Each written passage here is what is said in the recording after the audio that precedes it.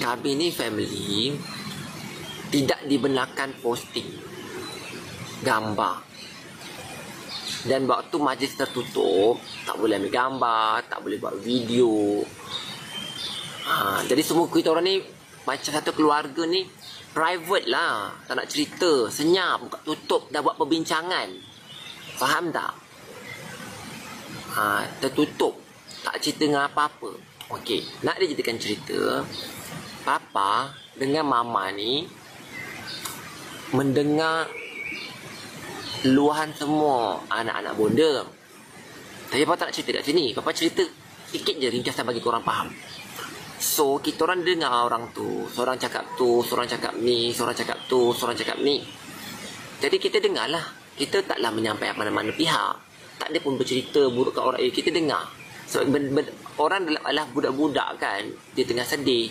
So, kita faham lah. Jadi, bila diorang tertengok gambar, tertengok video, diorang sedih. So, kita as a parent, kita as a abang yang jarang nak macam mak ayah ni. Sebab mak ayah dia kan sibuk.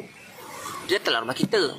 Selalu datang rumah kita. Tidak 2 hari sekali datang rumah kita. Kita, alah udahlah tu, biasalah tu. Kita pun cool down kan budak. Tetapi, nak diringkaskan cerita lah.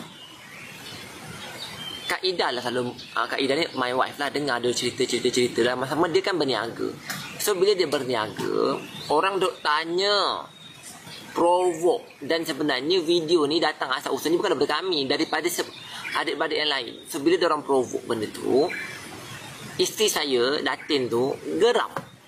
Jadi dia bila orang provoke tanya tu, orang kat sana sekian-sekian, berbalas lah kat situ.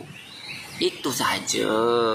Dan bonda ni pula sebenarnya dah memaklumkan, saya ni dah tua.